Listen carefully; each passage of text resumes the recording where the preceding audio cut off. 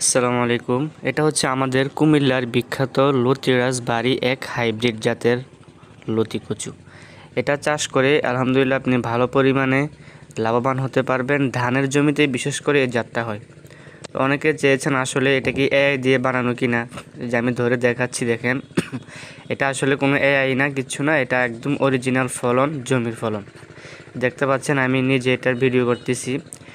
এটার ফলন আসলে অবিশ্বাস্য ফলন। না দেখলে আপনারা জমির কাছে না আসলে এটা কখনো বিশ্বাস করতে পারবেন না।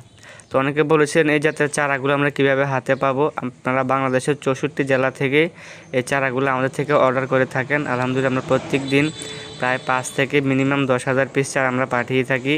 সারা বাংলাদেশের সুন্দরবন কুরিয়ার জেলা সদরে আপনারা এই চারাগুলো আমাদের থেকে নিতে পারবেন।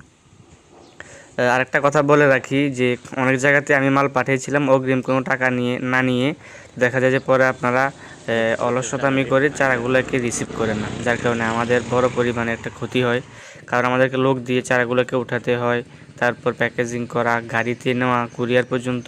কুরিয়ার কিন্তু অনেক দূরে, 15 থেকে 20 কিলোমিটার দূরে কুরিয়ার করতে হয় গিয়ে, আবার একদিনে আমাদের শ্রম এখানে।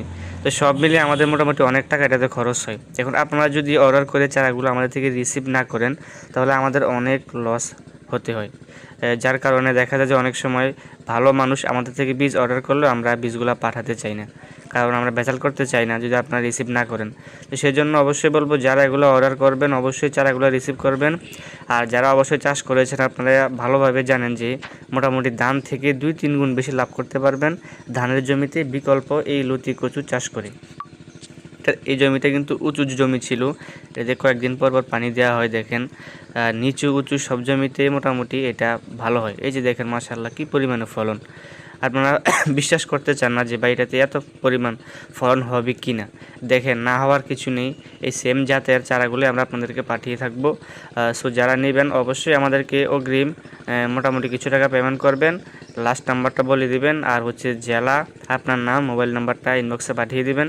ইনশাল্লাহ 2 দিনের মধ্যে বীজ পেয়ে যাবেন।